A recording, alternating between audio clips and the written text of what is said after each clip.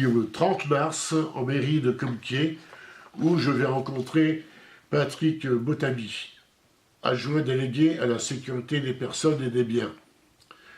Bonjour Patrick, en tant que correspondant de presse uniquement sur la toile depuis 10 ans, sur la commune de Compiègne, j'ai quelques questions à vous poser sur des points obscurs. J'ai pris connaissance que le conseil municipal était prévu le lundi 27 mars en mairie. L'ordre du jour précisé sur le point 12, tableau des effectifs, police municipale, création d'un poste de police municipale.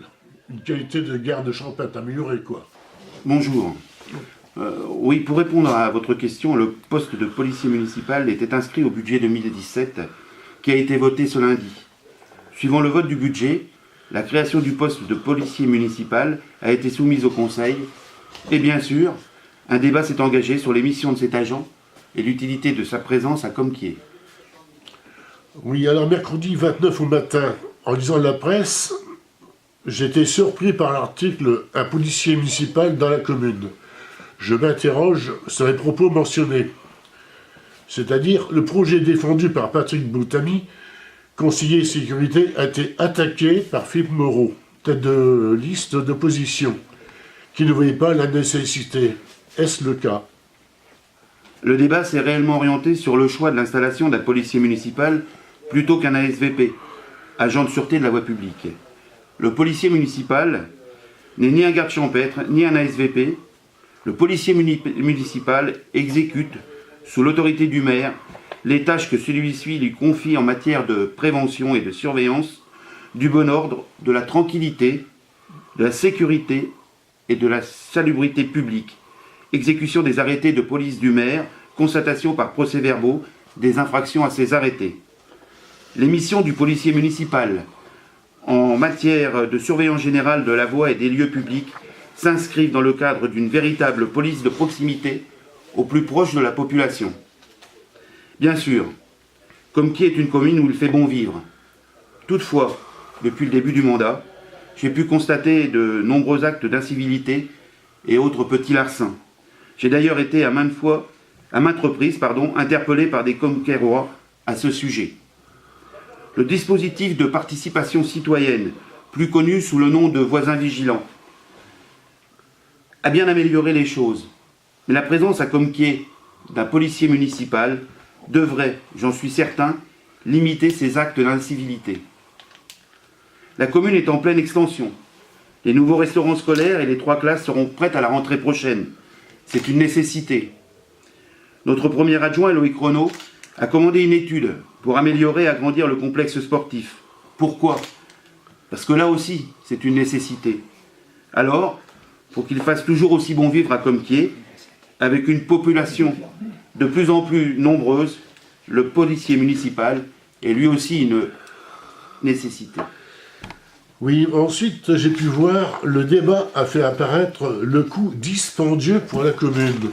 C'est-à-dire qu'il exige beaucoup de dépenses, entraîne des grands frais, habitudes de luxe dispendieuses, train de vie dispendieux, onéreux, coûteux, ruineux. Cette remarque a-t-elle été effectivement prononcée? Et que vont penser comme tiroir d'un tel article? Le coût salarial peut être estimé à 50 000 €, auquel il faut ajouter les frais d'équipement, de véhicules et leur entretien. Monsieur Botamy, pouvez-vous nous dire si cela est exact? Alors à aucun moment je n'ai entendu ce terme de dispendieux.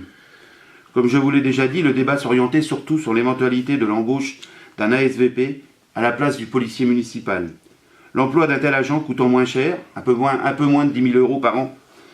Le problème est que cet ASVP n'a pas les mêmes pouvoirs que le policier municipal.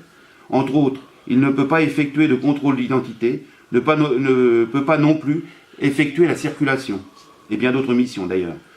En ce qui concerne le coût salarial du policier municipal, il a été estimé à 40 000 € maximum, selon le recrutement qui sera fait.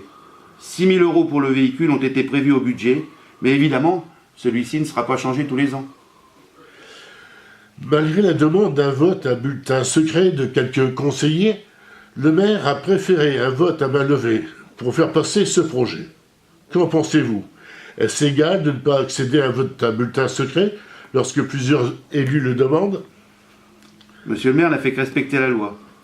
7 personnes ont demandé le vote à bulletin secret. 7 sur 22 personnes présentes. Le tiers n'étant pas atteint, le vote à main levée restait possible. Par contre, l'article ne parle pas des points beaucoup plus intéressants débattus au cours de ce conseil municipal. Pourquoi? Un autre sujet oublié, le correspondant de presse n'a pas mentionné la démission de Philippe Moreau, tête de liste d'opposition, avant la clôture du conseil municipal. Pouvez-vous me confirmer si Philippe Moreau a bien démissionné? Alors, je ne peux pas répondre à votre question, effectivement. De nombreux points, tout aussi intéressants que la mise en place du policier municipal, ont été abordés. Comme par exemple les travaux d'urgence au château, pour lequel un budget de plus de 200 000 € ont été votés. Un terrain multisport pour 64 000 €. En ce qui concerne la démission de Philippe Moreau, je n'ai aucun commentaire à faire, si ce n'est qu'effectivement, en fin de conseil, ce dernier a indiqué à monsieur le maire qu'il lui adresserait une lettre de démission. Je crois que monsieur le maire a reçu cette lettre. Je vous remercie beaucoup de vos réponses qui vont éclairer les commissaires rois. Au revoir, monsieur Botapi. Merci Jean-Marie. Botapi. Au revoir.